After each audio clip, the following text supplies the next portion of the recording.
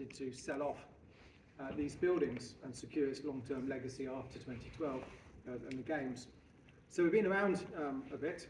We've been all the way through from writing the bid and presenting all of this to LLDC as it was then, or OPLC as it was, to winning it and developing it as you see today. It hasn't always looked like this, and I appreciate that a lot of you probably didn't see what it was like because of the sort of steel fencing around and the way the park was sort of kept under lock and key leading up to 2012 Games, and then for a year or two afterwards as the place was being transformed again and made safe for the general public. So when we got introduced to Janet to say, would you like to participate in part of sort of the month celebrating the history of Hackney, it was like, absolutely, let's tell our story. We do it enough in media, on TV, in videos, across social channels, but let's put it into a format where we can sort of whistle through the history, what led to this point. But at the same time, Dave came onto our radar a few years ago, not least because of your blog that you write, and if you're not subscribers, you should subscribe to it on London, but also the book that Dave authored as well. We'll talk a bit more about that tonight. Bookshops, but you don't have to go to the bookshop. They're here this evening. They are this evening. And for those with an interest into the history of the park, I can't recommend that book enough. It's brilliant. In nodding your head, we're back. It's pacey, it tells a story, it's humorous, light-hearted, and there's things in there I guarantee you would not know happened in this area. So definitely worth the read. So I'm going to whistle through where we were in 2007. Everybody remembers where they were when we suddenly won that right to host London 2012. We made a joke earlier. Most French people know where they were when they lost, but we know where we were when we won. The fact I'm ex-military does mean I am rather competitive, because you don't get any prizes for coming second in the military, so that's why I'm quite competitive. So we take you from where it was in 2007 to 2025, what you see today is kind of similar to that. So very brief history of Stratford, but I'm not going to tread on Dave's toes. He's going to cover a bit more about the park. There's some amazing, interesting points of reference here. It's very industrial, steeped in history with industrial heritage. A lot of the housing around here is built to support the industry that we grew up here. My family, one half of it on my father's side, were in Bow. They were traditional pearly kings and queens. Anybody saw the images in the 1930s when Gandhi came and stayed at Bow because he didn't want to live amongst the rich and the influential people in Westminster and Mayfair. He stayed at Kingsley Hall for the poor and was greeted by a pearly king, a pearly princess and a pearly prince, and my great-grandfather, my grandmother and my great-uncle at the time. Times got hard, they sold their costumes to the film industry, so they're there at Elstree to this day, unfortunately. But the history of this place, which I have an affinity with, is very, very industrial. But as an industrial area, it's very, very innovative, and we'll touch on that a little bit more. But this is a region, an area, the Lurley Valley, steeped in history of innovation and pioneering. First aircraft, first vehicles being driven, first blend of diesel. There's a whole range of firsts, which we'll touch on.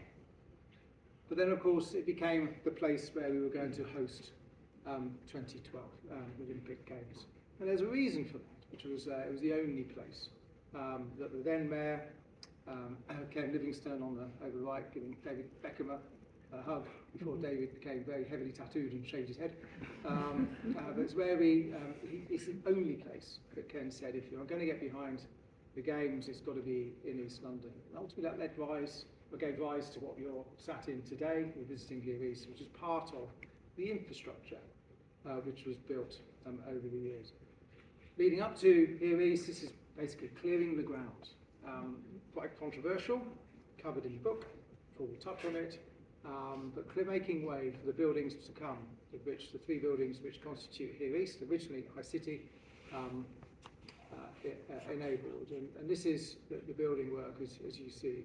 You're in this building here. So this corner window just here. So you've got an idea of situating where we are, the large building, which doesn't look like a black and grey and white shed anymore. Thanks to the injection of £96 million, we managed to transform it to something which was useful, not as just a big warehouse. But you can start to see that the building work which was undertaken here to build it and get it ready for the games. It was the only element of the games which was unfunded. The plan was always for the private sector to deliver these buildings. And of course in 2008 we had the global financial crisis and the funding dried up. And there was an overspend of the Olympic Games. Remember, the government basically, or Tessa went to the government and said, I'm going to ask you for an uplift in my budget once, and I'm going to go full for what I exactly think I need, which is what she delivered against. But they fell outside of that because they always thought the private sector would deliver it and then take it on afterwards, and that didn't happen. So it was an overspend of about £340 million. What the games gave us, what the infrastructure gave us, was its ability to unlock the real potential in Stratford. I think as the next generation came through this region, as the next era of technology and industry came into this area, the games were able to accelerate the investment and regeneration into the area which we're able to benefit from. So in 2011, we started to put the bid together I mentioned earlier. It sits in this box with all the original plans. Kind of look a bit similar. We were guessing at that point. Why were we guessing? It's what happens when you get an aircraft engineer and a telecoms and data centre specialist together with no background in real estate. We kind of made it up as we went along, and quite successful at the time. Touch on that a bit more as well as we go through. So very young looking boys, the younger looking Gavin here as we won the bid and set forth to really sort of develop down on what our designs and ideas would give us in terms of an innovation campus for technology and creative industries. And that's what we wanted to do. At that point, we were at the beginning. So it felt like the very end of a very long, torturous process of bidding for some buildings from the government. But actually, it was the beginning of a super long journey that we are now only 13 years in, or 12 years after winning the bid, into. So here we go. The park basically had this media centre. No one really knew what to do with it. It was built specifically just to put the Olympics onto our TV screens. Doesn't matter where you were in the world, this is the building that put those images onto the screens. Hugely networked, massive fibre ducts running to data centre points, peering points as they're called. A lot of power, huge amount of power, 42 megawatts of power connected to the building to keep it all going. All of these shrouds on the gantry, covering up all of the air handling units to pump air into the building. The biggest issue they had was to keep this cool. Our plan was to convert it into, as it says there, leading centre for technology, design and research. And this is what we wrote and submitted in 2012. And we still hold true to that vision today. We landed on a vision which allows us to be quite strategic in the way that we go, whether it's TV or film or gaming or esports or design studios or architecture, robotics institutes. We've got the lot. It all fits nicely within a large vision with a very clear focus around innovation into these two defining sectors of technology and creative industries. And why creative industries specifically? If you look back in this era, Hackney Wick is one of the most creative areas in London, if not in Europe. There was a study done, there was over 700 studios on the Wick and Fish Island, and it was the greatest concentration of creative studios in Europe, which Mayor Hidalgo of Paris really didn't appreciate you telling her that. It was just a marketing swing. He thought it was in Paris, and it wasn't, it was here. People always say, well, when did you launch? And we kind of launched as soon as we won the bid. In 2012, big fanfares, we were the last venue on the Olympic Park to have its long-term strategy secured, and long-term future secured. Everything else was sorted. The copper box, the multi-use venue, the stadium, had the mighty West Ham coming to join it. You had the aquatic centre, which of course was always going to become a swimming pool, and the velodrome, obviously, the cycling. So we were the last one. It was there to be seen as, is it going to be a white elephant?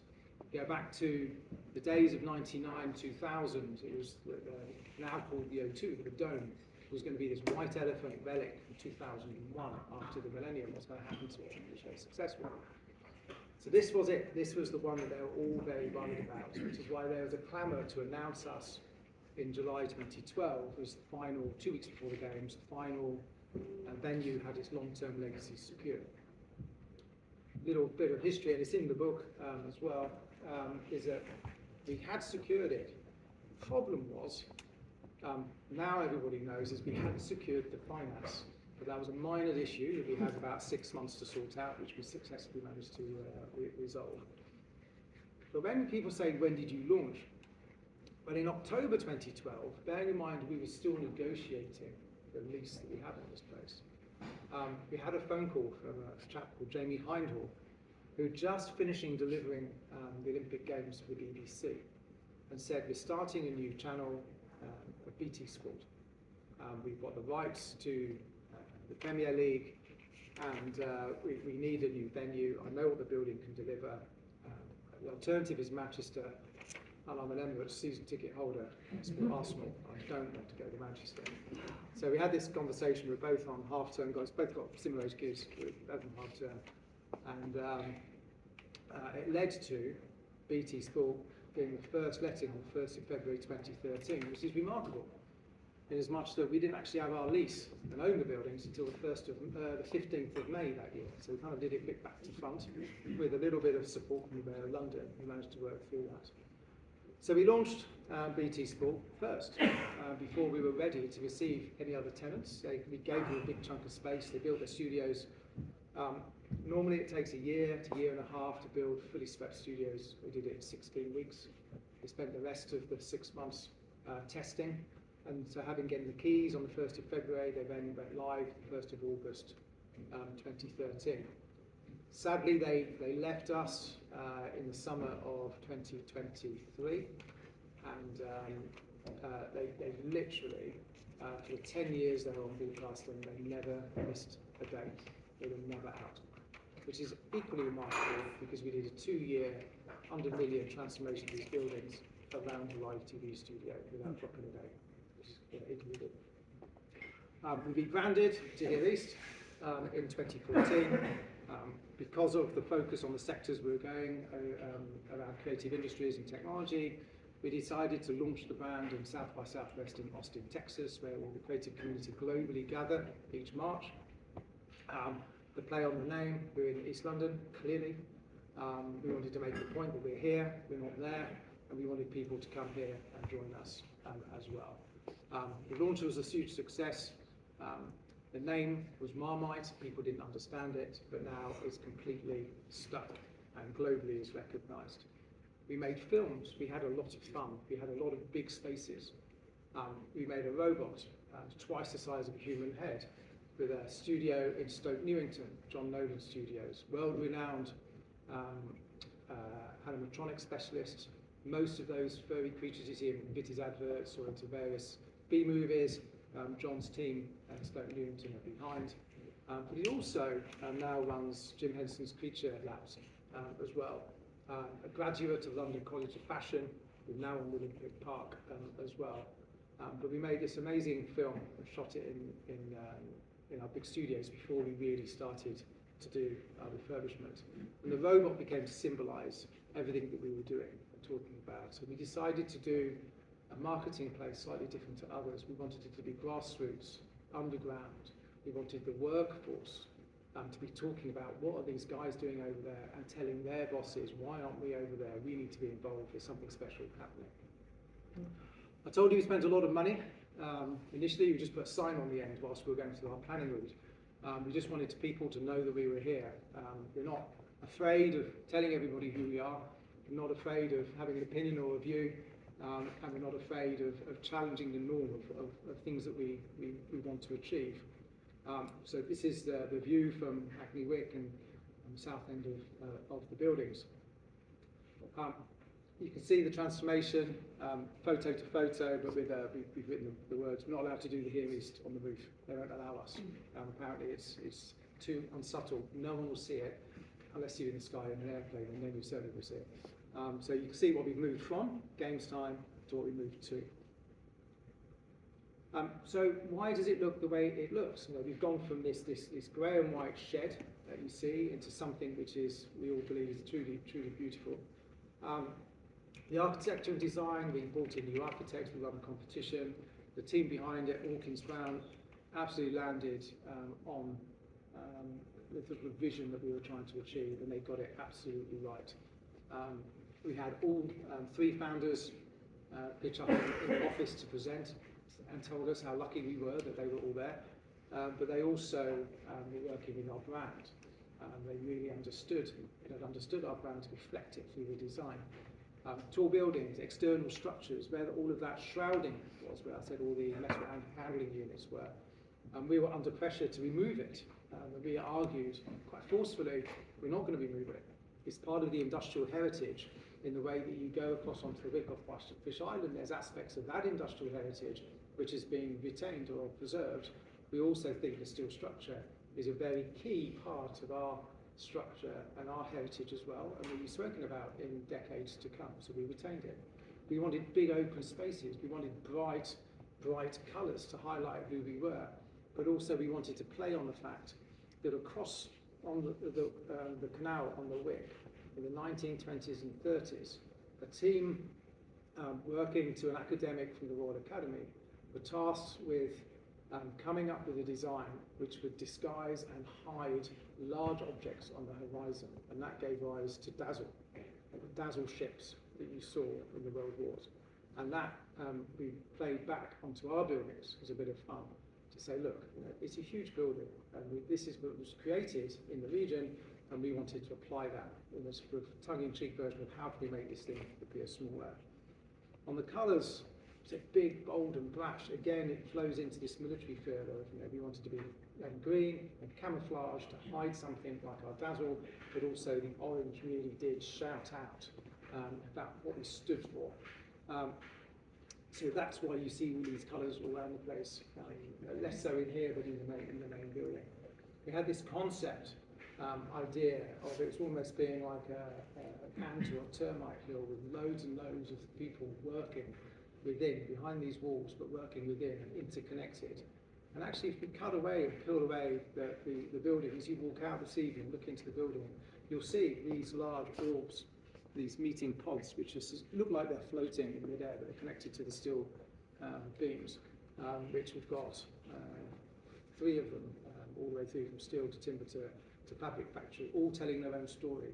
The steel mill because of the fabrication and the light industry in this area, the timber yards because of the furniture factories, and the fabric factories, again, with the furniture and the fabrics of the cutting rooms that serviced all of the tailors in central London, let alone also supporting war effort building things like mosquito aircraft. Sustainability was really important to us. We were talking about things like locked-in carbon, reuse strategies, even before they became vogue. Part of it because we didn't really understand it, but we just felt it was the right thing to do, to be good stewards of the materials which we've used from our world. But one of the things that was really interesting was about how do you keep, I mentioned before about the air handling units on the gantry side, to keep cool air coming into the building. How do we keep this building cool? Having a non-property background in the early days, how do we keep this thing warm? And then our advisors were telling me, no, you don't understand. This is all about cooling. It won't be a problem keeping it warm. You need to keep this cool. So therefore, we got introduced this thing called solar glare. And we thought, okay, if we're having a glass building with this wonderful design, how's that going to work? So we've got this program called 8 million dots. And it's literally 3D printed or printed onto glass, double glazed, that is the design. And then using a bit of software which is developed alongside us with Arab, we worked out how to create the design that we wanted using ceramic dots which would absorb or reflect the heat. Some of the dots are huge, some of the dots are made up of loads of smaller dots. And we could model out how this building would perform over time, hence the 8 million dots initiative took place. I think it was screen printed in Poland, built in Germany, and then assembled in the UK. Which was a real feat. And it's like a huge jigsaw. So the logistics trail of building this thing was really quite interesting to watch it come together. We just had one of the sealed units It wasn't with all, actually we had one with dots on, we had another one which was just black, shatter. So of course you've now got to go through the process of how do we do that. So we have to go back into the plans, work out which one it is, get it exactly printed, and then get it replaced so it looks exactly the same. So it's just a huge jigsaw puzzle. In 2015, we really started to move in. So BT Sport had been here broadcasting for 2 years, and we opened our first university. Loughborough University came on board. They started upstairs, mainly because their building wasn't finished in time. It seems to be the usual case with every university that comes through there. And so from September 2015, 10 years ago to September, we had the first 350 students, master's students from around the world, appear and start studying and having their courses. They were upstairs in a fitted out space temporarily, and then at Easter we transitioned them into their new building in the broadcast centre to the very, very end. That year, in October, we invited the technology community into us. We're now almost ready to open fully, as opposed to just having 1 or 2 tenants. So we had London Tech Advocates, which was a growing organisation at that time. A couple of thousand of us then, there's 20,000 now around the world, on the Global Tech Advocates. We invited them in, 350 people came, big event. This wasn't built, up on the top floor. Had an amazing event. Should have been like 6 till 8, I think we left at midnight. And the wonderful reception, which you see on the right-hand side, was a coffee bar when people arrived with a sort of market with those of tech products. And when they came down at 8 o'clock, it was a cocktail bar, which is probably why it went on until midnight. It's almost a launch event. But we did have a big launch event in 2016, so I suppose that is the moment you would say we did launch. But by that time, we'd already had BT Sport with us for 3 years. We're into our 2nd year of Loughborough University, so the 2nd cohort. UCL was starting to join us, and Wayne McGregor were with us as well as the first cultural organisation to move into Olympic Park. So Wayne, now Sir Wayne, having been knighted this year, with his dance company of 10 dancers, with his own style, globally renowned, use this as his base to create new dance, new productions, using a blend of technology, music, and movement. And there's various documentaries you'll find on YouTube or elsewhere about what Wayne has done. And then we opened up to the community with our Canal Side launch that year in May, opening up, bringing the families in, and doing one of many, many community events that we run. It just slowly takes time to fill this place. It's 1 million square feet. That is 2, if not 3 tower blocks in central London. It is a large building, over 800,000 square feet let at the moment. Canal Side, you can see down here, labelled up, 8, 9, 10, 11, 12, are now all fully occupied. One's just about to become fully occupied, so they'll be full again, which is useful. And images here, just all, as we went through the transformation of what we were doing, getting ready for the yard to be installed, getting ready for Canal Side to be opened up and bring in a range of tenants. The good thing that we do is we use our tenants all the time to help us. So Wayne's company, when we did the big launch in October 16, were putting on performance in one of our studios that people could observe and walk through as they were getting an idea about the scale of this place. For those of you who are on the park or around the park area, quite often you'll probably see one of our 4 buses whistling around, all fully branded up. In the early days, from 2013 through, I did all white minibuses we used to share with BT, but in 17 we took the plunge and contracted out and go ahead to have our own branded shuttle buses, which have worked well. We would have loved to have launched this with electric shuttles. They were just so expensive. But roll forward 3 years, and we had a slight hiccup in the country and the world with COVID. And after that, the bus services across London were contracting, and they were losing a lot of electric buses out of the Waterloo depot, and we were able to swap them out. And they were actually, at the time, they were cheaper than the diesel buses. So we were very happy with the 700 tonnes of carbon a year being saved by swapping these buses out. The gantry was a project I mentioned about the steel. If you look into this thing, so you'll see a range of individual studios. We wanted it to be, as the architects would poetically call it, a cabinet of curiosities for the modern age. It would be a collection of single or two-story studios where we'd be able to have art studios and designers and architects and recording studios, record labels, all in there. It was an affordable workplace solution. My only disappointment was we opened it too late, so some of the businesses would have loved to have kept from the Wick and moved away from the Wick before we opened this. And that is because we used a pioneering technology with parametric software to design sheds, for want of a better word. It could be assembled like another jigsaw puzzle out of standard sheets of construction plywood. So they were then machined, they were brought here, and they were assembled on site. And the plan was a week to cut, a week to build, a week to clad, and a week to fit out. And so that's 4 week end to end per unit, and you could run them as you went along. The build team go 1 week, next week another build team, another build team. It didn't work. The first one took us 3 months to build. By the time we got to the 21st, we got it down to the 4 weeks, but by which time we were taking twice as long, and the project had cost us twice as much. But it was a great experiment, and it really demonstrated to the team that we were working with that we could actually, there was a solution there for the product that they put together. The team spun out of Open Desk, the Wiki House. This cladding that we see, if you look on our website, go into the gantry area, all of the cladding on there tells a story about things which were created in this area.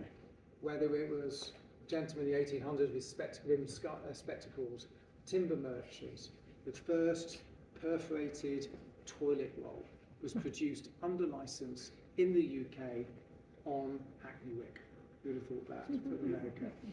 And there's a whole range of stories of smokehouses. Probably most well known is Clarnico, the tree ball factory that used to be in the area, hence they're looking like a tube of refreshers. So there's a story, we try and bring out the heritage of this site in a lot of areas within the campus, this being one in particular. There's films on YouTube about all of this as well. And we start to tell the story.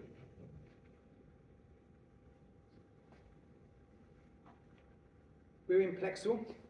In this bid, there was a reference to a London Innovation Centre. We didn't know what we were going to call it, but we just knew we needed a place that was a home for startups, a home for entrepreneurs, where they could come, start businesses and grow, where they'd get full service support, help them with their pitches, their marketing, their fundraising, and just simple structuring a business. If you think back to 2011, 2012, when we're writing this, it was the year of the Cameron coalition government. It was the focus on Tech City. It was the dubbing of the roundabout in Shoreditch as Silicon Roundabout. And we knew that there's an opportunity to be able to gather entrepreneurs and businesses in a new location, not just in the hustle and bustle around Shoreditch. And it's worked. And then we branded it, it was called Plexel, and now it's absolutely flying. Some of the tenants on our journey, Matches Fashion came, sadly last year, as a victim of COVID, sadly, and the impact into the high-end fashion industry, and they closed. Sports Interactive, just grown, they came from Curtin Road and joined us, and they've doubled in size. They joined us with 108 people, they're now at over 360 people. And various events to be run with families and friends and colleagues, and also support the government. We like to shout about, unashamedly, what we do. We can go after awards whenever we can, and again, we like to shout about the successes and the things that we've done which have been slightly different to the normal. So this refurbished, recycled workplace, not many people have done something at this scale, particularly in London. Sadly, there's a REBA, the World Institute of British Architects Award Programme, that goes all the way up to the Sterling Prize. And unfortunately, it was the year that Bloomberg had finished his building in the centre of London, which wipes the board with all of their sustainability values. An amazing building. So it was just a matter of us, we believe, timing as well. 2019, we're starting to let, we had greater velocity. 2018 was a great year. 2019, just as good. Interesting fact, the year of COVID, 2020, when everybody was saying, death of the office and on. No one was actually coming. It was our second most successful leasing year during the pandemic. Large open spaces, big studios. At the time, what was going on? Everybody was wanting to make things, wanted to make games, wanted to make content. But they also didn't want to be in tower blocks. They couldn't get to the 34th floor because of all the restrictions in place.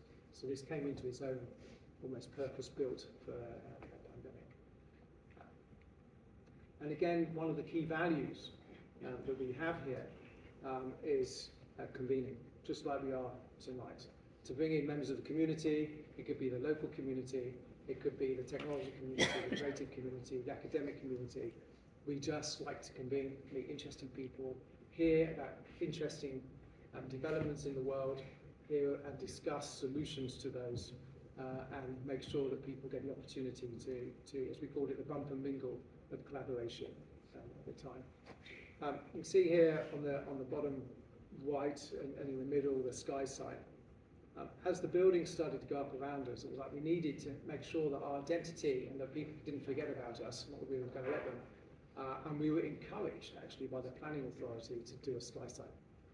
We put it up, and it was like, but it's not lit up. So it was like, great, okay, at that point, we're probably a little bit holding back, so it's lit up.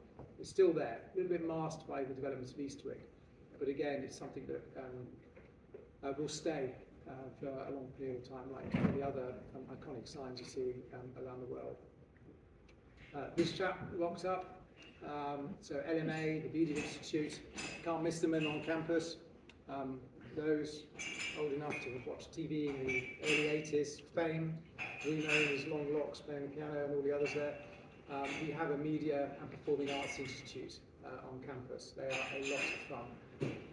Robbie selected the choir when he was either on The Voice or British Got Talent, whichever one it was, and took them to his place over in Los Angeles to train them and get them ready and took them all the way to the final. And enjoyed the time so much that he spoke to the founders of LMA and said, I'm in. So he became a third shareholder in the Media Institute and still is to this day. So he's here quite a bit. You'll never see him, he comes in secretly. He said the other day, I don't like photographs, I don't like autographs. But he's brilliant for the students, absolutely brilliant as well. We've expanded them. They came into medium-sized studio, 40,000 square foot. Then BT left us, as I said a couple of years ago. We managed to do a deal with Warner Brothers, who acquired the BT rights, and all of the infrastructure of their studios has been left.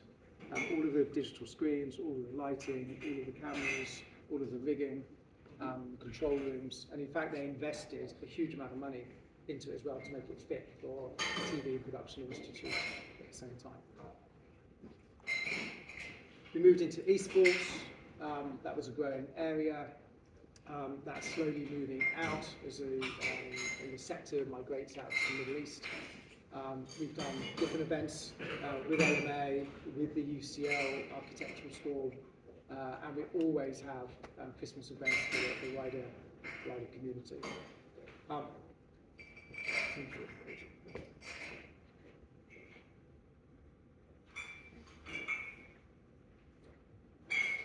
We launched in 2021 a scholarship program. As part of our way of putting back into the community, we really wanted to make sure that it wasn't just about the jobs or the programs or the engagement we can do with the schools that NABA runs, and NABA's at the back. We had a master's program that we've been running through Loughborough University and UCL, but we wanted undergraduates. And we wanted to reach potential students who would not have an opportunity to come to university, fully funded, all course fees, all maintenance fees, and work experience in the summer. So when they leave, debt-free, with a CV, which is really going to help them get on a career ladder. We saw that as our responsibility, so we have all the undergraduate schools here. Electric fleet, I've already spoken about as we moved into that in 22. And then we've moved into 2023, 16, 17 months or so ago. We literally got a call on January 8th. Tomorrow, January the 4th, at 8 o'clock at night. Do you mind if the Prime Minister comes tomorrow and does a kick-off speech with his vision for the year? what time? 11 o'clock. So we had a very short time scale to put it off, which we did, down the other end of the section. Sat down, just as I sat down before the Prime Minister was about to speak, tap on my shoulder by the security said, just to let you know, leader of the opposition's here tomorrow, just had a phone call, and they both selected the same campus to come and do their meeting. We couldn't let on at the time. Various jokes about it, the dispatch box followed. Again, onto community events that we like to do. The Any Questions was fantastic, talking about legacy, what we've done, broadcast live through the means of the radio on a Friday evening. That was a lot of fun. And we're always running events for the wider community. So there's that power of convening and bringing people in, which works. And on more events and more that we're doing. So the main point here is, as the place is filled up, it just gives us more opportunity to focus on more sectors and to more parts of the industry with a different client base, whether it's through the universities or our customers, others we call tenants who are based here, or to reach into the wider community, both locally, across the city, nationally and internationally as well. We're very excited about South by Southwest coming into East London in June this year with the TTA and the big event that they're going to be running for them. Caps it all up, we're kind of looking at this huge winding roadmap. I often joke that we're 13 years into my 7-year business plan, but the reality is we just don't want to stop. We're still having a lot of fun of what we're doing. And the next big event on the horizon is this thing. I don't think people have really understood what this is. I think they're just about, Londoners particularly, are just about getting their head around the Olympic Park, but possibly don't come here. I think they've heard of East Bank. It's kind of something which has the BBC or London College of Fashion in, and Sadler's Wells and others. But when this opens, it is the largest collection, national collection of artifacts into the study and research of design, to be made 100% publicly accessible. Over 255,000 artifacts, 150,000 manuscripts, over 50,000 tapestries, all stored in here and accessible to the public. At the moment, the collection is available for about 5,000 people a year by appointment at Blythe House. It all got relocated here. We finished the move last June. And it opens on May the 31st, free to everybody, and it's closed 2 days a year, Christmas and Boxing Day. Apart from that, it's open. This is a game changer, not just for the V&A being able to show off what it's done. It's digitised everything on the way as well, so it's all got accessibility online. But the area, the schools, the colleges, the universities, the companies with products that are designing future services, having access to this rich history of product design, freely accessible here in East London, here is an absolute game changer. And I think you'll see a lot written about this as we go through the end of May and early June. It's probably in Dave's book as well. It's on my website. Particularly the Jerry there. So I'll leave you with a little glimpse of, that was where we're about to open up with the V&A, and which we're very excited to do. But then there's more. That's over 800,000 square foot already let, 200,000 square foot left to go. This is a big beast. It is a big building. It helps with people like this young lady here in the front arena to lease this place. There's a lot of interest. Last year was quite quiet. This year, there's a lot of people wanting to come to East London. There's a lot of people that want to come to the park. There's a lot of people that want to come to here East. And I hasten to say there's a lot of people who want to be close to the V&A. So I think it's going to be a really exciting 12 to 18 months for us. And there's been a lot more opportunities. But I've spoken far too long, and Dave is now going to talk, and I'm going to turn this off so that you're not losing space. That's right.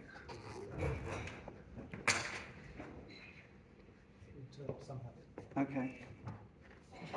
That's it. Just unplug it. Okay, so this is the low-tech part of the evening. I have no slides, I have a bit of paper, and I have a copy of my book. As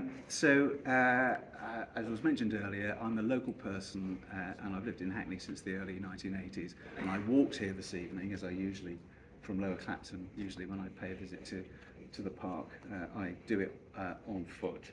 And I've lived here long enough to see the games come and go and everything that happened before and everything that happened since. And the reason I wrote a book about it is that a man from the London Legacy Development Corporation he sent me a cunning email saying, do you know, wouldn't it be interesting if somebody wrote a book about the history of the Olympic Park? What do you think? So, okay, so it was a cunningly worded email, because my first thought was, yes, I'll do it because I don't want any other bugger doing it. And then I began to think about what an enormous job it would probably be to do well. But I went ahead, I tried to get literary agents and publishers to take an interest in it, because after all, the 2012 Games were enormous, weren't they? They were a prodigious national event, incredibly successful, both in terms of the planning and the sport, and it was all glorious. But nobody seemed to want to take my book idea. And by the time I'd given up, I'd already interviewed about 5 people and written 2 or 3 draft chapters. And I thought, well, you know, I've got to keep going if I possibly can. So I ended up financing it myself, and this is what it looks like. It's, I think the cover's really lovely, done by some friends of mine who do that sort of thing. And it was sub-edited by the man who, I used to work for The Guardian. I used to be the Guardian's London commentator. A man who used to be the sub on the business desk, so he's a serious player. And thinking about how you would do the book, it really did need to be a history, and it had to be a history that sort of that raced along a bit, because a lot of this stuff is about very, very complicated and boring stuff like town planning, which is kind of difficult to explain and hard to follow and keep up with. And how could you try and make that understandable? And so on and so forth. So it was an interesting challenge, and I wanted it to be a London story, a proper London story, a story of success, because the subtitle is When Britain Built Something Big, because as you all know, Britain is famous for trying to build big things and never doing it, or not doing it until many years after they're supposed to be finished. And just to try and help people understand, it is a regeneration story, and that's a controversial topic, because a lot of big regeneration schemes get a lot of opposition, and they're often not done very well, and there are always people who win and people who don't win, and fine judgments have to be made about how you get the balance right, you know. And so it was a great story to be able to tell. So I began by trying to put the whole business of Olympic Games and London in some historical context. And really, for the 2012 Games, you had to go back to London's post-war economic and population decline, particularly in the east of the city. So I've got a little bit here, if I can just find the right bit. So Patrick Abercrombie, the famous planner who wrote the famous 1994 Greater London Plan, which was looking at what would become of the city after the war was over. And he summarised the Lower Lee Valley as the new home of established East End industries. This is what Gavin was talking about, including metalworking and the manufacture of furniture and clothes. And Abercrombie wrote that after World War I came rapid expansion and diversification, with more electrical engineering and production of consumer goods. And so it was sort of booming in a way, and Stratford Station kind of got going. It was developed, it had been around since the beginning of, since the early 1900s, but it was sort of growing. And you might think that the Lower Lee Valley in those circumstances had all the ingredients that were needed to sort of grow, get bigger, and be a stronger economic area. But Abercrombie saw it differently, and that's really because the national government policy after the war was to say, London is bombed out and blitzed out, it's a dump, and people don't want to live there, so let's look elsewhere. And Abercrombie thought that he wanted a ban on new industry in the Lower Lee Valley, and he envisaged parts of it not yet claimed by factories, providing instead, quote, a more or less continuous green wedge between the densely populated East End areas and the open country to the north. He did not regard the section between Stratford and the Thames as contributing to this vision at all. He rejected it as beyond salvage, cluttered up with heavy industry, gasworks, and a network of railway sidings. So he didn't think there was much potential for this area at that time. So that was the post-war period, and then we got the sudden death of the London docks, which happened really quickly in the 60s and 70s. You know, once upon a time there was loads of it, and then suddenly there was a revolution in the way goods were moved around the world, and the docks couldn't cope with them anymore, and they just, it was in a few years they just sort of faded away. And somebody once made a comparison with what happened to Liverpool with its docks. So what happened to Newham, because of the collapse of the docks, was the same. Newham is a big place, you know, it's on the same scale. Don't think of it in the same way, but it really was. So what was to be done? Well, the Olympics Games as a possible solution or catalyst for change first emerged. London had hosted 2 games before, 1908 and 1948, but there was a man called Sir Horace Cutler. Who remembers Horace? Yep. I'm shocked. I am shocked. Horace Cutler was the Conservative leader of the Greater London Council in the mid-1970s, a flamboyant figure who liked big bow ties given to making controversial statements. I think there was a big mural of him on a wall somewhere in Camden, not very flattering. So anyway, he sort of punted an idea that part of the docklands could be the venue or the location for the 1988 Olympic Games. This was a bit of a stunt, and it never happened, but it does live on. It lived on in a very famous and brilliant London movie called The Long Good Friday. Some heads nodding there, so you remember that one. And it's sort of mentioned, it's about a gangster played by the late Bob Hoskins, talking about how, and he's getting into property, you know, I can turn this into, this could be where we can host the Olympics, you know. There's a marvellous scene in that film where he's on his motor yacht drinking champagne, and he is framed by Tower Bridge to his rear, and he raises a glass saying, "We're now members of the common market, you know, we're not an island anymore." Anyway, So there was action in the Docklands and East London area. That was Docklands itself. Michael Heseltine, the great architect of that. So, but there was an awful lot more land that was not being used. And one of the prized documents that I found for researching my book was published in 1995 when John Major was Prime Minister. And I got it through Amazon probably, and it came from Southend Library, which tells the story. The name of the document, published by the government in 1995, was the Thames Gateway. I'm not sure if the term had been around all that much, but it was relatively new then. So it was seeing the Thames coming in from Essex all the way into East London as the gateway to London, and what are we going to do with all this land that isn't used for what it used to be used for? And that's quite an interesting one to look at, because it was very difficult to decide what to do with it. The idea of a London Games continued.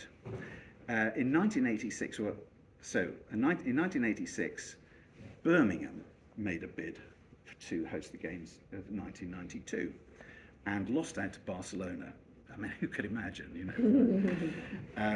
And London wasn't the British city chosen to bid. Birmingham was. But one of the people who advised Birmingham on their bid was a man called Mark Bostock, who features quite a lot in my book. And he worked for Arup, the big engineering firm. And the novel and distinctive thing about the Barcelona pitch to be the host city was that they talked about the Games as a catalyst for regenerating parts of the city.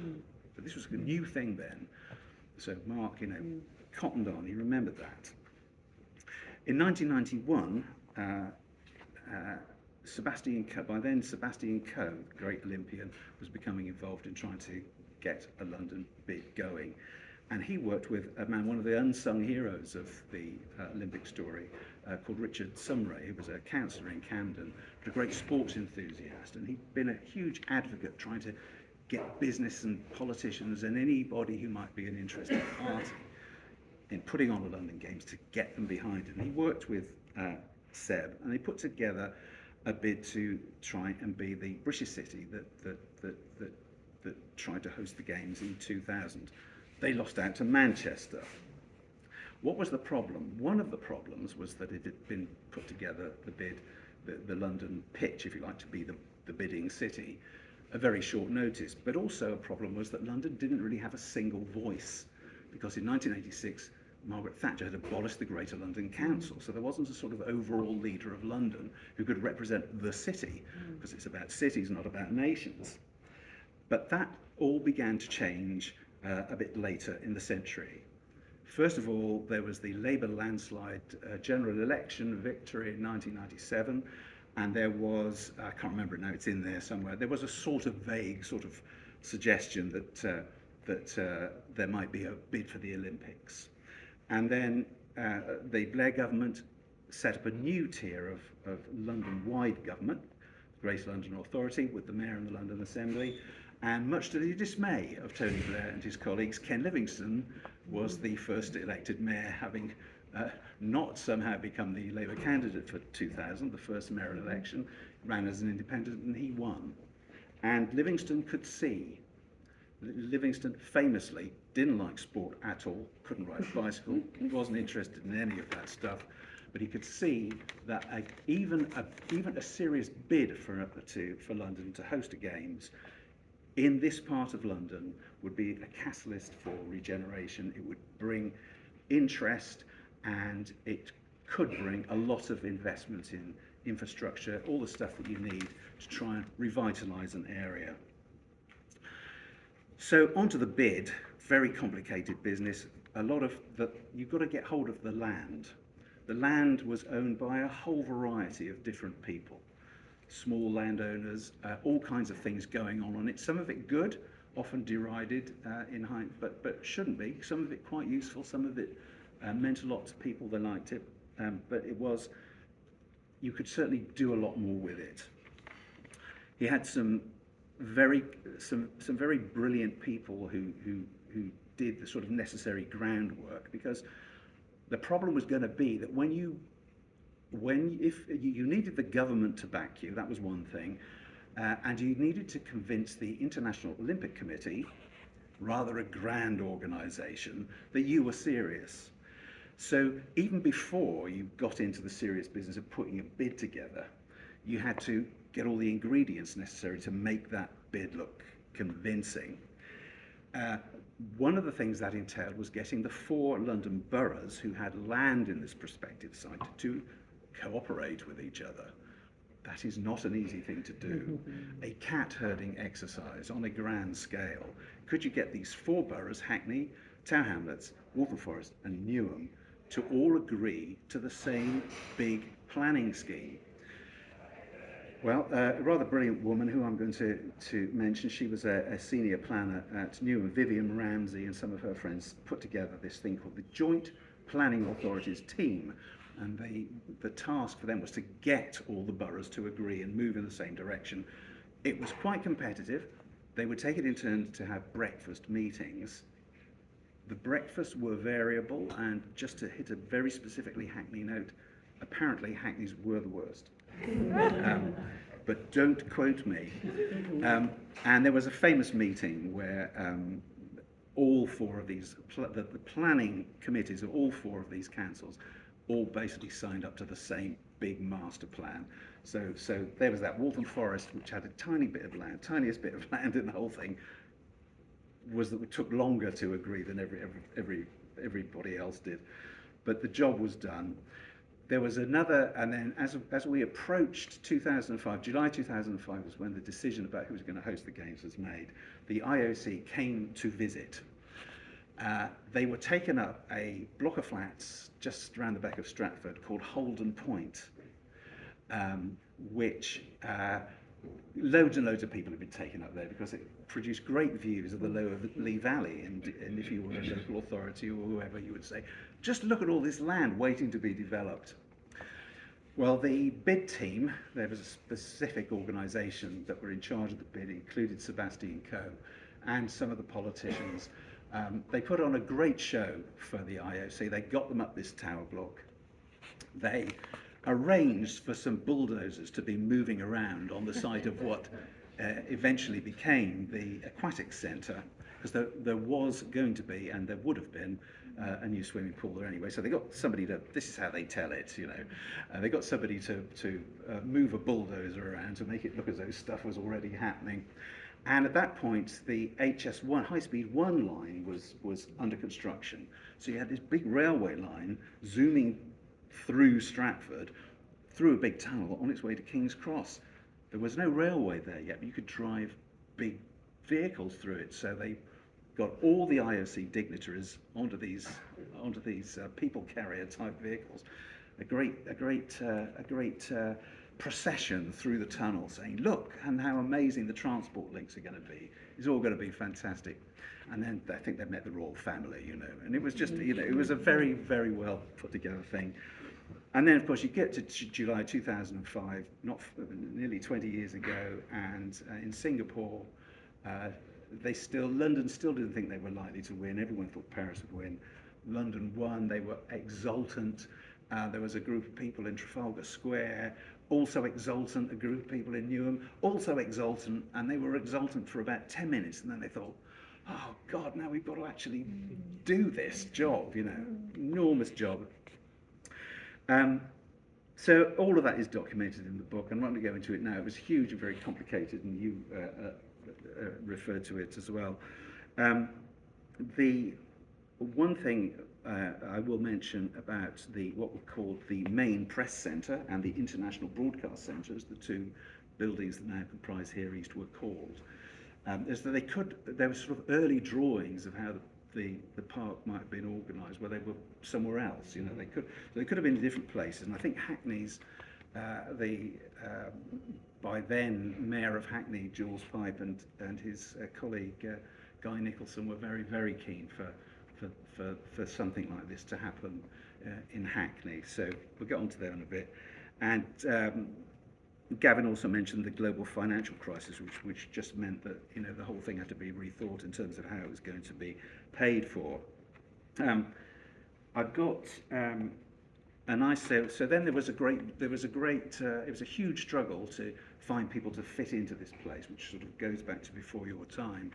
One of my favourite stories is from 2011. So let me just find the relevant pages here, because there was a strong possibility that EastEnders was going to move here, and its set was going to move from Borehamwood down to where we are now. So let me see if I can find this bit. Yeah, okay. So for more than a year, Margaret Ford, she was the chief of the Olympic Park Legacy Company, which was supposed to be looking after what happened after the Games, had been in discussions with the BBC about moving the set of its hugely popular TV soap opera EastEnders from the Elstree studios in Borehamwood, a few miles north of London, to the International Broadcast Centre. But in September 2011, the national broadcaster decided against it. In March, the Royal Mail had allocated to the Olympic Park its own postcode, E20, the same as that of the soap's fictional borough of Walford. But the pretend E20 would not be relocating to the real one. This really, really annoyed Margaret, and when I interviewed her, she used a lot of very, very bad language, which I couldn't possibly reproduce in my book. Jules Pipe, the Mayor of Hackney, was more restrained. In the council's free newspaper, he tartly observed that the BBC was making its intergalactic Doctor Who drama at studios in Cardiff, yet couldn't make EastEnders in East London, which I think sums it up quite nicely. So it was a huge battle, and I do remember coming to events here that in this building with Jules and just about anybody he could persuade to come along to say, you know, this is great stuff and this is a wonderful space. You really ought to set up your business or your research entity or whatever in it. There was another dangerous moment in the history of what became Here East, which was when Boris Johnson appointed, after he'd become mayor, appointed a very eminent London Conservative called Daniel Moylan to be in charge of the Legacy Board. And Daniel's a very single-minded and imaginative man, and he had a look at what was lined up for the legacy, for the various buildings. He quickly concluded that the majority of these had long since been set in stone, but there were some features he believed could improve. The biggest of these were the two media buildings. He strongly disliked them, especially the International Broadcast Centre, which he still calls that huge hangar you could park 4 jumbo jets in. He wanted both buildings knocked down and elegant housing built on the canal side instead. This is all true, isn't it, Gavin? And of course this drove other people on the board completely mad, especially as this initiative, by Daniel Moylan, came almost at exactly the time that BT Sport the deal with BT Sport was being clinched. So anyway, Daniel didn't get his way, but that is what might have happened if he had. None of this stuff would be standing. Okay, so last bit, page 3, there we go. So, yes, so it's fun to play games of what would it have been like around here if London hadn't won the bid. What might have changed? And to ask the question, has the creation and evolution of the Queen Elizabeth Olympic Park, as we now call it, been good for Hackney? Is it a good part of its history? Would some of what has happened have happened in the lower Lee Valley as a whole anyway, without the games? So I think the answer to both those questions is sort of yes. Now, as I've said already, I don't think everything that used to be on the park, which was a bit of a sort of slightly scary wasteland in some ways, was bad. There were some quite important small businesses here, quite a lot of food production, clothing production. There was the famous fridge mountain, which lots of photographs of that appeared around the time of the bid and so on. But every big city needs its backyard where unglamorous things go on, and the Lower Lee Valley did that. The cycling facilities that were there were very popular with the cycling fraternity, not just a fraternity. Women did it as well, so it was a very popular facility. And as I've said, there was always going to be a new swimming pool, but it was not going to be the fabulous Olympic standard swimming pool and all the rest of it that we eventually got. And the cycling facilities were not going to be an Olympic standard velodrome and all the trimmings, which is what we've now got, which is all pretty good as far as I can see.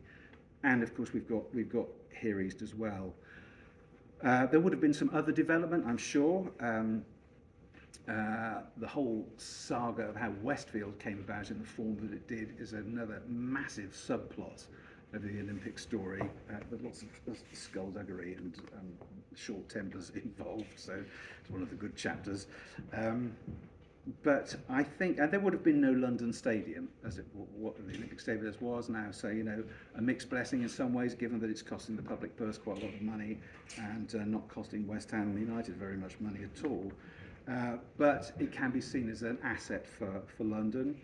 There would be no East Bank with all those fabulous things, and Gavin has talked about V&A Storehouse, which is part of Here East, and that's going to be pretty extraordinary. Just another quick point on East Bank. Sadler's Wells East is part of that complex, and I was talking to someone there. This is an anecdote, but he was a well-informed person. He said, we're getting good turnouts for the shows there, and quite a lot of people coming over from Hackney, which is great. You know, and I'm one of them. I've been to a show there, and it was great. So I think here in Hackney itself, we can be pretty confident that there would not have been a Here East without the games. We've also got housing. We've got the Hackney Bridge little complex, which I think is one of those temporary places that feels like it's been there for a long time and will be there for a while to come. So lots of good things. So in conclusion, the Olympic Park, a fairly rare example of Britain building something big and well, and Hackney was an integral part of that bit of British history, and so the park is part of Hackney's history too. Thank you. So the background to the spirit of innovation, the industrial heritage of the site, and why it kind of fits what we do here into the region. I've mentioned before that if you have a deep-rooted interest, or even a passing interest, into what made this Olympic Park so good. There's a few of the anecdotal stories that Dave's mentioned in his book. It's not a sales piece. He'd embarrass me when I do this, because literally I've read it and I refer to it a lot as well when I'm talking to people. It is a brilliant read. I'm a bit busman's holiday really for me, but it is a really, really interesting, pacey read and a very easy book to digest. Part of this evening, as I understand from when we had our initial calls, is questions. I mentioned one of our core values is about convening and the ability to interact and engage with one another. And there's two components to that this evening. The first is questions from the floor. Very happy that Dave will answer them all. The second point is, once we move that, is there's still drink, there's still food, and we still want you to stay with us and enjoy yourself this evening as our guests, which is another core principle of us, is we just want to bring people in. We love to tell our story, and we love to meet people. So we'll get to that bit next. Now, having said that, now, of course, I know that anybody who asks questions knows there's about another 38 pairs of eyes looking again. You're stopping me getting a drink. Anyway, we won't worry about that. Let's just get through the questions. Anybody got a question at all? Lena. That was me. Hello. Did you see London 2012 and did you think it was accurate? Do you know the comedy? Oh, yeah, what about the marketing day? Yes. Yes, I did watch it at the time. Yes, very funny. Yes, yeah. No, there was quite a lot of that stuff going on. I think in the bid company, which was as it rightly was a very commercial organisation with some very skilled salespeople, and their job was to sell the idea of London as an Olympic host city. And yes, I do remember it. It was funny. My book doesn't go into that in a lot of detail, because that was a slightly separate thing. But I mean, one of the reasons I think that the bid was successful is that those people and the people who had to think about what was going to go where on the land and how you're going to clear it and how you're going to get it built and everything. They did share an office for quite a long time, so they did speak to each other, and that was pretty important, especially as London was asking the International Olympic Committee to look at a bit of wasteland as it would have appeared, and say, look, we're going to build a fantastic set of Olympic venues here and a village for the athletes, and we're going to do it in 6 years or something, even though we're Britain, we're going to do it. So there was a lot of hard and crafty selling skills that went into getting the bid and getting the IOC to like it. If you go back to the episodes, the one where they couldn't work out the naming strategies of various assets, it's almost word for word for the copper box. I did meet someone from the bid people and they said they thought that was a mole. Yes, exactly. So it was Exactly. so going on there. Just like in the days of yes, yes, yeah. So on point. Next question. Hi. So I was reading an article a few weeks back about some co-living developments that are going to be happening sort of across the canal.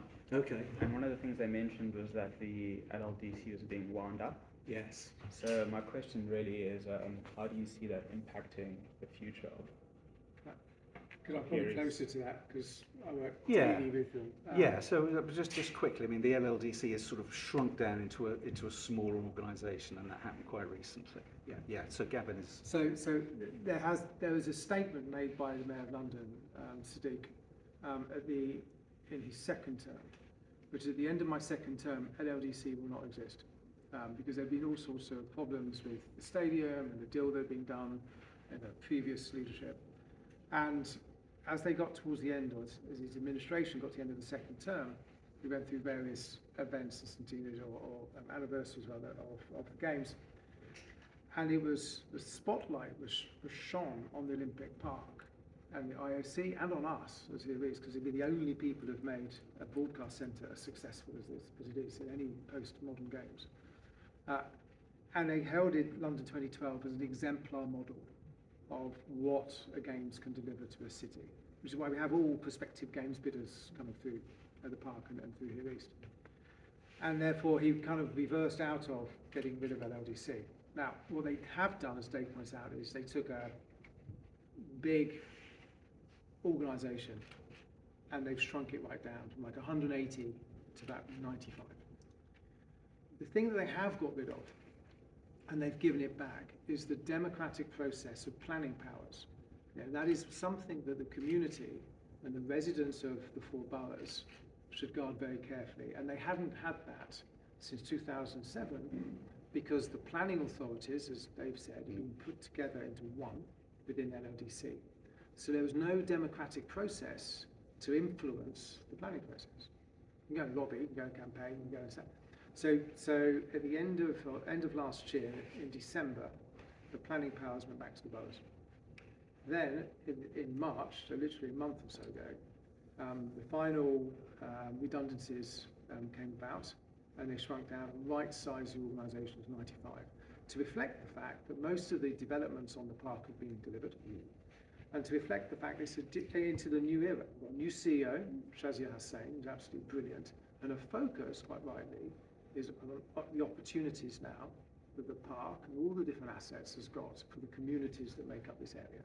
So she's very much focused on that, not, as in the past, about how we're going to finish off the development of this place. There's elements of that left, and then the park's remit over the next period of time is to shrink it right down into literally just the Olympic parks, will border along the canal around. So Hackney Wick will start to go back, and it's going back into Hackney or Tower Hamlets and further down. So there's kind of half-truths in there, in such as, yes, the planning lot have gone, LLDC has shrunk with different remit, different focus, but is still very much overseeing the development of what's left of the park and also day-to-day operations. Yeah, I would just say one of so the power that was taken from the boroughs is now back with them now. So they're the planning authorities for their bits of the area. What happened in 2011, just before the games, was that Boris Johnson set up to be in charge of the park area, a mayoral development corporation it was called. This was a new power bestowed by national government in 2011. And the topical thing about that is that Sadiq is now using the same mechanism, or wants to use the same mechanism, whereby the Mayor of London takes control of some land that has previously been within the jurisdiction of a borough or boroughs, to transform Oxford Street. And this is so what he wants to do in Oxford Street is like a small and elongated version of what Boris Johnson did here, and what's also been done in Old Oak Common in the North East. So it's controversial. The boroughs don't like it. Westminster Council are not happy with what's happening with Oxford Street. But the mayor says, unless I take control, in the wider London and national interest, as he would argue, nothing will ever change. So, there you go. Is that useful? Yes, Question? thank you. Gentlemen. Any thoughts on the recent 2040 Olympic news story? Ooh, I knew someone would ask that. I'm not really up to speed with this. I did notice a couple of things when I was doing my homework for this. I mean, is your question, is it likely to happen? What are you I think you're probably better informed than I am. I know Sadiq has talked about how great it would be. I think it's everything you spoke about today about giving the venues and the park a second lease of life after the Olympics, it's kind of giving it a second lease of life. So it feels, I don't know, possible. I mean, gosh, I'm sure lots of things would have to be done, but all the venues are intact, and the venues that were always going to be permanent on the site are still intact and working, being used. So you've got all that in place already. And there's also the whole argument about the environmental case for making continuing use of buildings rather than starting new ones. So we've seen that argument turned on its head a little bit, haven't we, since 2005. Just ask Mike to stand up. Mike McGowan is the Chief Operating Officer of Near East, a very long-standing friend of mine. But he's just published in various journals. We did come out in support of a bid for 2040 Olympics. It would be very interesting. You have a great legacy project here, and you have what has been featured as the most, or one of the most successful outside of Spain post-Olympic regeneration projects in the history of the Games. I think there's some interesting discussions that Gavin and I were having recently that how the growth of East London has happened post-2012. Is this actually an opportunity for a different part of London to benefit from such an investment? And I won't steal some of our conversations, but we did talk about, if you were just to think about it, would it be between London Bridge and Croydon? So is there another opportunity for a historic growth opportunity in the City of London? Because you have to think that what you see here today is the largest cultural push post-World War II, and it's been a huge success. So do we do it here is a great question, or do we look at another growth corridor within a city that continues to grow? And I think people are looking at it, it's 2040, could we replicate 2012 here? The answer is no, because the park is now developed. If you're lucky enough to come here during the Games, it was all washed with people and different interventions and activations of it. There are things you can use, for sure. The aquatics, absolutely. The velodrome, absolutely. The copper box multi-use arena, absolutely. The stadium, possibly. It's had a lot of reconfiguration. Yes, it's not really the same as it was. But it's not as it was, so possibly not. And then you're back into that whole discussion as well. And if you look at Paris, one of the things they did was to reuse or use different areas which were already configured to take the Games. There was minimal investment. And whilst the Games were good and sport was good, it didn't have that same feel as a kind of like a park campus environment. But again, London 2012 was London and a bit of Eton Downey, and then also down in Weymouth for the sailing, and there was bits all over the place, to be honest. So you could actually use bits of it and have a multi-site. The public transport will support that, and this is what we're going to see in LA. So never say never. I think most people are going to go, oh no, but actually never say never. There is one thing that bid has for it, which puts it above, I believe, most cities in the world. It is London, and that speaks for itself. There's a question at the back, yeah. Yeah, I mean, just to comment firstly, there should be no ambiguity about the catalytic power of governments. You don't have this about what you don't. So revisionist stuff about what was absolutely marvellous, as it was in Western Sydney, as it will be in Brisbane. So, but that catalyst mode, say, looking forward rather than backward. You had 8 or 9 boroughs together for the Thames Gateway, the first way. You had 4 boroughs together for the Olympics. You'd struggle to get any borough to do any borough better in the lack of collectivism in East London now. What's the catalyst that gets the BLR across the river? What gets Stratford Station to actually be a station? What gets money, national money to subsidise housing against the subsidy? What, if it's not an Olympic Games, what's the next groundbreaking thing that, because East London's not finished, there's so much more. Yes. So much disadvantage about the West, so what's the next catalyst? Well, when you think about it, it's a bit daft that you have to win the right to host a ginormous sporting event in order to get a lot of stuff built and paid for and built that you weren't going to get in any other way. If there had been a blank check and to regenerate the Lower Lee Valley, it probably wouldn't have been what it has turned out to be at all. I think that a lot of people in City Hall, London City Hall, have got their fingers firmly crossed for the big spending review announcement in June. You mentioned the DLR.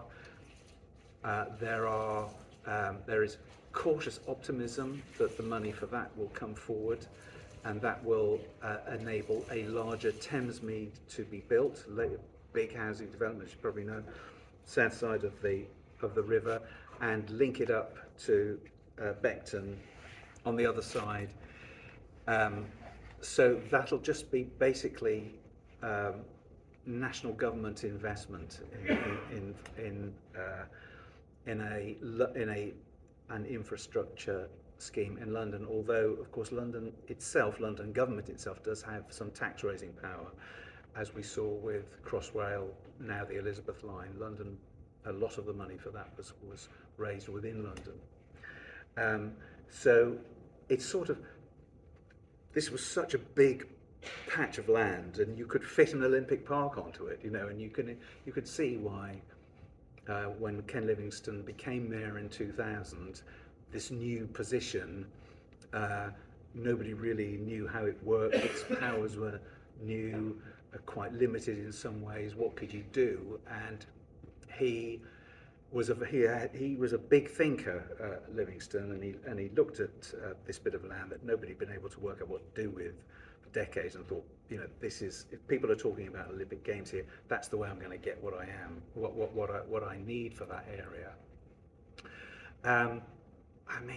A lot of the big development sites in London are sort of spoken for now. So another one I'm particularly interested in, it's not the same sort of thing, is the Earl's Court site, much smaller area, but there's a big hole in the ground there, basically, because since they knocked down the exhibition centres.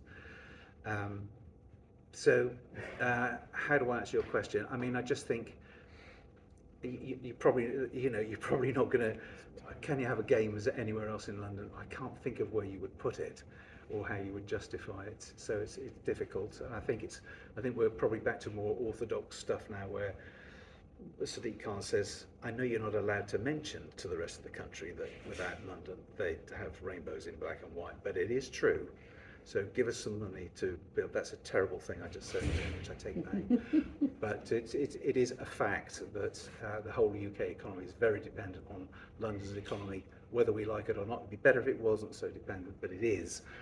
And that's going to be the way that London gets big regeneration schemes, as far as I can see in the foreseeable future. Yeah, that was the final point on that is, even when we host people like Andy Burnham at events we've done elsewhere around overseas, we always say a strong, economically powerful, very resilient London is what the nation needs. The whole political discussion of late, of putting all into the regions and levelling up, as laudable as it is, you can level up but do not miss out London. Nobody says that, but it's not actually done. And I think that's what's meant to be. We got to, not level down. Yes, that's and of course we had the whole concept of convergence, didn't we? The idea that this idea that, according to a set of vital signs, East London's people and their lives would come up to the London average, and that's a whole other discussion. To what extent has that happened? To what extent is it to do with the Games? Was that going to happen anyway? To some degree, it probably was. So I think I'm going to take one more question from this gentleman here, and then you can all have questions separately, and you can all head off to that direction over there for the obvious. So. Thank you very much. Hadn't thought about 2040, were I still around, and it would be my third one. But presumably, if there's going to be a bid, the decision to start